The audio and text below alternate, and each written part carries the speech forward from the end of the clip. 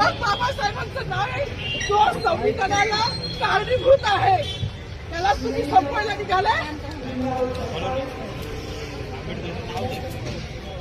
पालकमंत्र्यांची फार मोठी चूक आहे मॅडम, माफी मागणार नाही, पण पालकमंत्र्यांची चूक पदरात घ्यावी.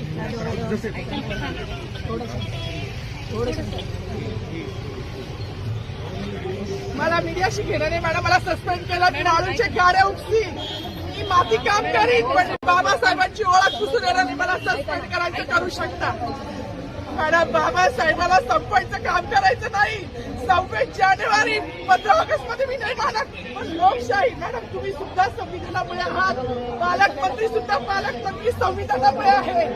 कोणताही जाती भेद नाही, सगळी समानता त्यांनी दिली आहे. बाबासाहेबांचं नाव आता तरी भाषणात येईल, मग तरी भाषणात येईल. ज्या लोक संविधानाला लोकशाहीला कारणीभूत केली त्यांची नावं वारंवार घेतली गेली, मग